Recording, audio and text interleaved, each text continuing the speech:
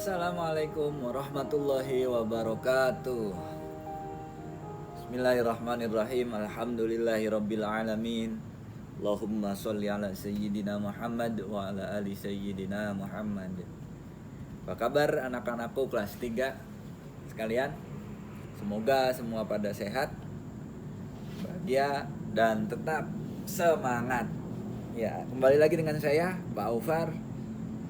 Sekarang kita udah masuk ke bab yang kelima di dalam pelajaran agama Islam. Bab kelima membahas tentang perilaku tawadhu, ikhlas dan mohon pertolongan. Ya, mungkin bisa sama-sama dibuka bukunya halaman 41. Nah, sebelum kita masuk pembahasan, sini ada mari membaca nih. Bacalah ayat berikut dengan tartil. Perhatikan tajwid dan kefasihan bacaanmu. Nah, di sini ada ayat surah Al-Fatihah ayat 5 sampai ayat 7. Ada 3 ayat. Ya, sama-sama kita baca. Bapak baca, kamu perhatikan dan ikutin dari rumah ya. A'udzu billahi minasy syaithanir rajim. Bismillahirrahmanirrahim. Iyyaka na'budu wa iyyaka nasta'in. Ihdinas siratal mustaqim. Siratal ladzina an'amta 'alaihim ghairil maghdubi 'alaihim waladdallin.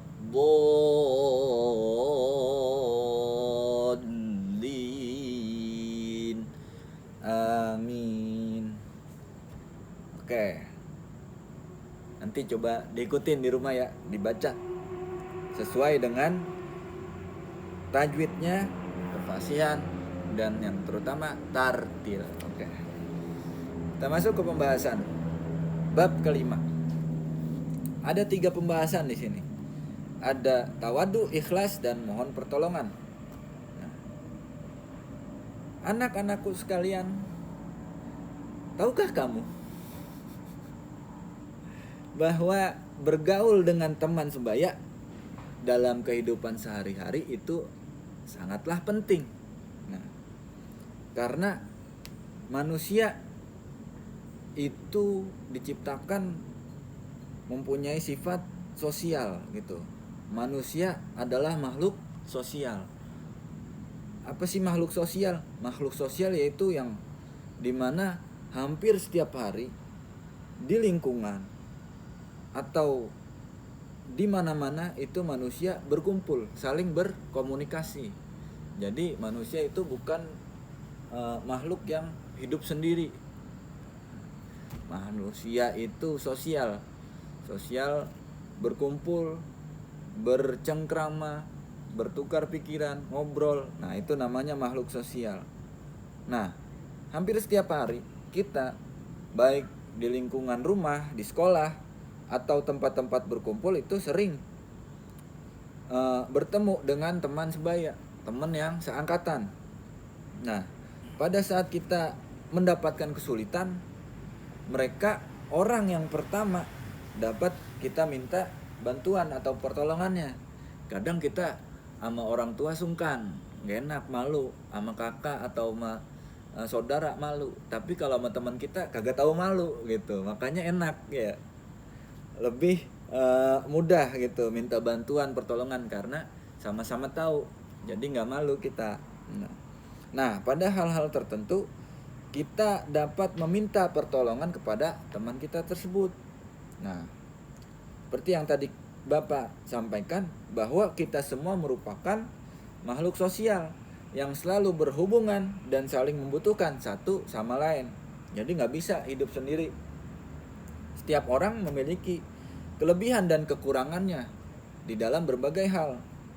Nah, untuk menutup kekurangan tersebut, setiap orang memerlukan bantuan orang lain yang memiliki kelebihan. Nah, Misal kita nggak bisa dalam suatu pelajaran, kita minta tolong yang bisa gitu. Nah itu berarti yang bisa mempunyai kelebihan, itu kekurangan kita, jangan malu gitu. Karena emang kita diciptakan ada yang punya kelebihan, ada yang punya kekurangan, dan itu di berbagai bidang, berbagai macam pelajaran gitu.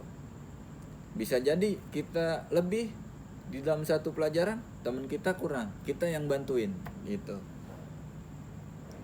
Nah, kemudian untuk apabila orang lain itu adalah kita, maksudnya yang mempunyai kekurangan atau kita yang mempunyai kelebihan, kita harus memberikan bantuan kita kepada teman kita. Nah, tapi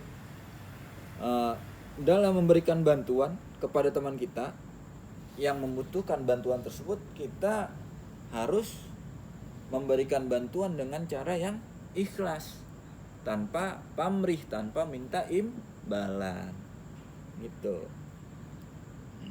Karena dalam pergaulan sehari-hari kita hidup saling membutuhkan dan selalu bersama-sama dengan orang lain.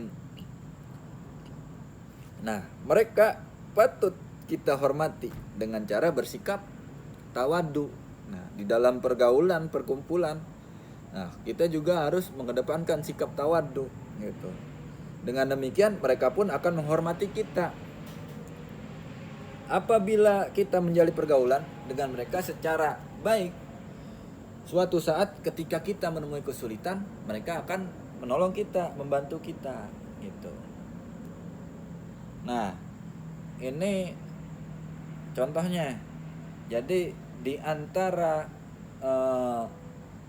cara bergaul di dalam teman sebaya atau di dalam lingkungan kita, itu ada 3 yang nanti akan kita bahas.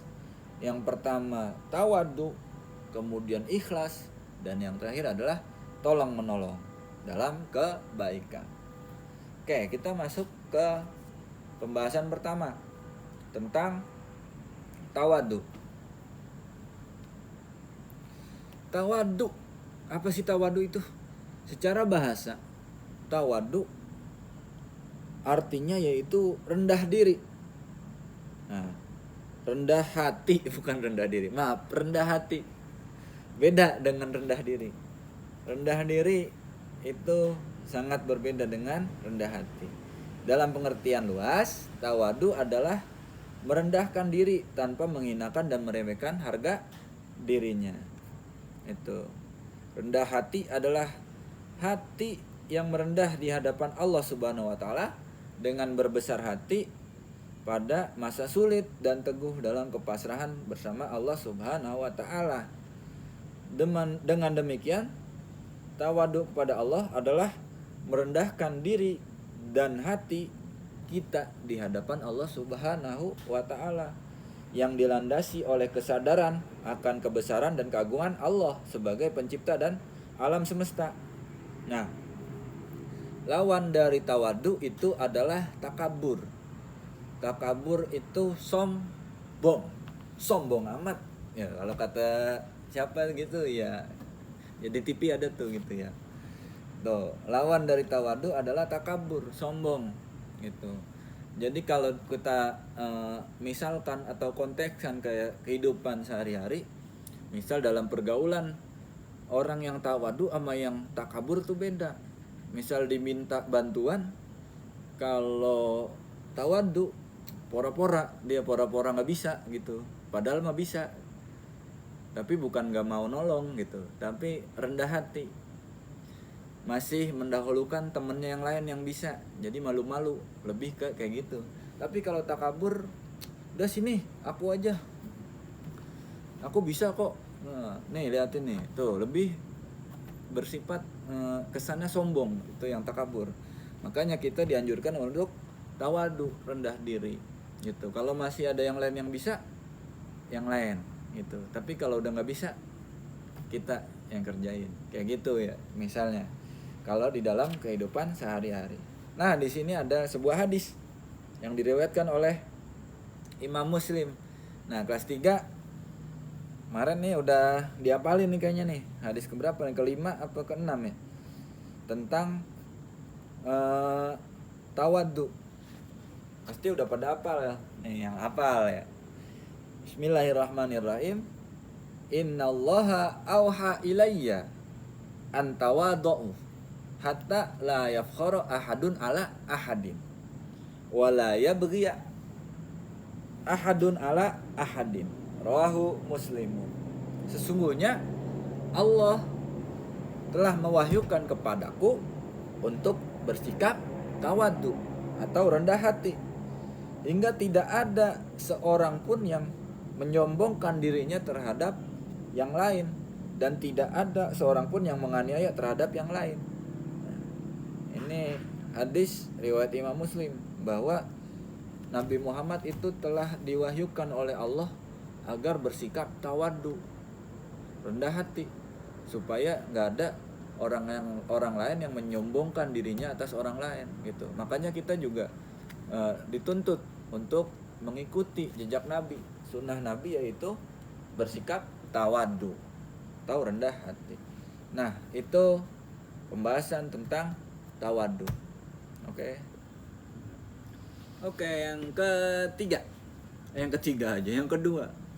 yang kedua, sifat ikhlas atau perilaku ikhlas di dalam pergaulan sesama teman sebaya atau di lingkungan kita masing-masing.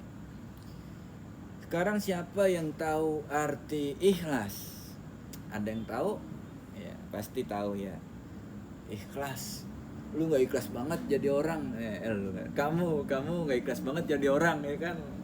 Minta tolong gitu aja, pakai dikata-kata. Kadang ada gitu tuh, teman-teman bapak ada kayak gitu tuh yang gak ikhlas. Tapi jangan ditiru ya, gitu. Apa sih ikhlas? Menurut bahasa, ikhlas itu artinya murni, bersih, atau bisa juga jernih, dan tidak tercampur sesuatu. Nah, misal kayak di puncak tuh kita sering tuh ada sungai. Wah, sungainya ikhlas banget ya kan. Sungainya jernih banget maksudnya. Kagak bercanda ya. Gitu. Dengan demikian, pengertian ikhlas dalam perbuatan adalah pembersihan perbuatan dari pamrih atau pujian manusia. Jadi ketika kita melakukan sesuatu itu ikhlas, tanpa bersih dari segala macam bentuk pamrih. Pamrih itu minta timbal balik, minta upah, minta dikata-kata, kita tampil ke depan nih biar dikata wah keren, wah pinter. Jangan gitu. Kita ikhlas karena Allah Subhanahu wa Ta'ala gitu. Jadi ikhlas itu bebas dari perbuatan pamrih atau pujian manusia gitu. Ikhlas beramal berarti berbuat hanya ditujukan untuk mencari keridhaan Allah Subhanahu wa Ta'ala. Dari pengertian ini jelas bahwa ikhlas adalah perbuatan yang sepenuhnya tertuju hanya kepada Allah Subhanahu wa Ta'ala, bukan untuk mencari penghargaan dari manusia, dari teman, dari guru, dari keluarga, dari orang tua. Seperti contoh, ketika kita menolong teman yang sedang kesusahan, kita kagak boleh berharap apa-apa atau imbalan dari manusia gitu. Kita nolongin teman, jangan ngarep imbalan. Itu namanya enggak ikhlas. Itu namanya masih minta pamrih ya gitu. Bagaimana di dalam hadis Nabi itu dikatakan, innallaha la yaqbalu minal amali illa ma kana lahu khalisan wa btughiya bihi wajhuhu. Rawahun Nasa'i.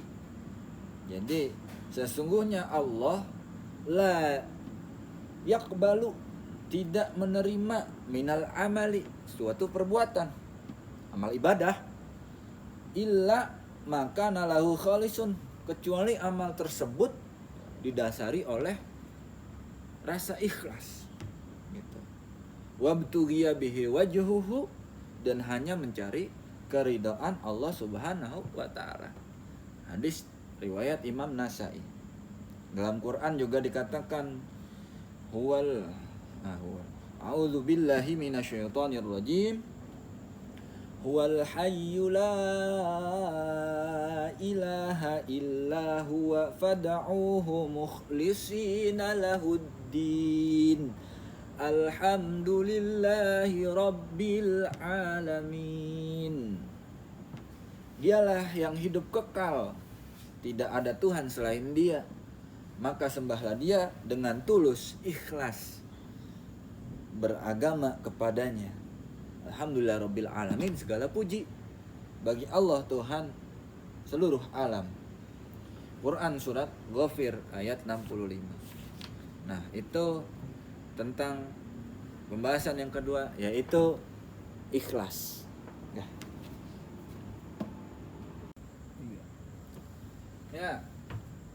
Yang terakhir atau pembahasan yang ketiga, yaitu mohon pertolongan. Cara bahasa, pertolongan adalah bantuan. Ya. Dengan demikian, pengertian mohon pertolongan dalam perbuatan adalah jika kalian membutuhkan sesuatu, maka mintalah pertolongan kepada Allah. Nah, ketahuilah anakku ketahuilah bahwa apa yang ditetapkan oleh Allah Subhanahu wa taala kepadamu, yang sudah ditetapkan itu pasti terjadi. Maka mintalah pertolongan Allah dalam kebaikan dan jangan meminta pertolongan dalam hal kejahatan. Dalam firman Allah dikatakan a'udzubillahi minasyaitonir rajim wa ta'awanu 'alal birri wat taqwa wa la ta'awanu 'alal ismi wal 'udwan. Surah Al-Maidah ayat 2. Dan tolong menolonglah kamu dalam mengerjakan suatu kebaikan dan takwa, dan jangan tolong menolong dalam berbuat dosa atau permusuhan. Nah, ketahuilah bahwa kemenangan itu selalu mengiringi kesabaran, dan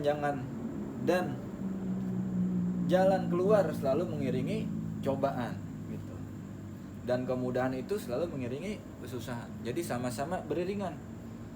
Kemenangan diiringi sama kesabaran, jalan keluar dalam suatu masalah itu diiringi sama cobaan, dan kemudahan suatu perkara urusan diiringi sama kesukaran atau kesusahan. Jika kamu meminta sesuatu dan pertolongan, mintalah kepada Allah Subhanahu wa taala. Jadi kita berdoa memohon pertolongan kepada Allah Subhanahu wa taala. Niscaya Allah akan memberimu pertolongan. Adapun pertolongan Allah kepada kita antara lain sebagai berikut. Yang pertama, menjaga urusan dunia kita dalam bentuk menyehatkan badan kita, melapangkan rezeki kita, menjaga ibu dan bapak kita, dan lain sebagainya. Makanya kita biasain untuk berdoa kepada Allah. Kita minta supaya urusan dunia kita lancar. Misalnya urusan dunia kita, kalau di dalam kehidupan kita, anak-anak nih kelas 3, urusan dunia lancar apaan? Supaya belajar semangat, belajar dapat menyerap ilmu dengan baik, mudah mencerna ilmu pelajaran, ilmunya bermanfaat, dapat diterapkan dalam kehidupan itu. Kemudian kita berdoa supaya Allah sehatkan badan kita, panjangkan umur kita, terus sehatkan kedua orang tua kita. Nah, itu merupakan salah satu bentuk memohon pertolongan kepada Allah Subhanahu wa taala. Kemudian yang kedua, menjaga urusan agama kita.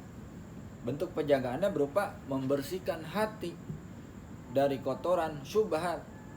Syubhat tuh yang nggak diketahui ini halal apa haram, itu namanya syubhat. Ya, nanti belajar tuh kalau udah gedean. Nah, senantiasa terikat beribadah kepada Allah, penuh rasa harap kepadanya.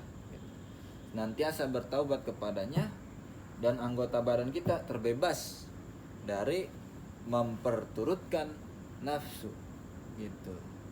Jadi itu juga merupakan salah satu bentuk pertolongan yang Allah berikan kepada kita gitu. Makanya kita diperintah untuk selalu mohon pertolongan, perlindungan kepada Allah Subhanahu wa taala, baik dari urusan dunia maupun urusan akhirat. Gitu. Ya, mungkin itu pembahasan kita di bab kelima. Tuh. Intisarinya pertama tadi kita bahas tawadhu kepada Allah. Tawadhu adalah merendahkan hati di hadapan Allah, merendahkan diri di hadapan Allah, dilandasi oleh kesadaran akan kebesaran dan keagungan Allah sebagai pencipta alam semesta. Lawan dari tawadhu apaan tadi? Takabur, sombong. Kemudian ikhlas. Ikhlas adalah perbuatan yang sepenuhnya tertuju hanya kepada Allah semata, bukan untuk mencari upah atau penghargaan manusia, atau ingin dipuji oleh teman, dipuji oleh manusia. Itu namanya bukan ikhlas. Kemudian yang terakhir yaitu tolong menolong. Tolong menolong itu kita harus tolong menolongnya dalam hal kebaikan dan ketaatan, bukan dalam hal kejahatan dan permusuhan. Tolong menolong, Allah Subhanahu wa taala menolong kita dalam urusan dunia dan agama kita. Dan Allah Subhanahu wa taala hanya menerima perbuatan. Tuh, tadi dalam hadis hanya menerima perbuatan yang didasari oleh keikhlasan dan semata-mata mencari keridhaan Allah Subhanahu wa taala. Ya, mungkin itu aja pembahasan kita di bab 5 itu mengenai makna tawadhu, ikhlas, dan mohon pertolongan di dalam kehidupan sehari-hari, di dalam perkumpulan pergaulan sesama teman-teman sebaya, baik di lingkungan sekolah, di lingkungan rumah, maupun di mana aja ya. Mungkin itu aja, kurang lebihnya Bapak mohon maaf. Sampai sini cukup sekian. Wassalamualaikum warahmatullahi wabarakatuh. Dadah.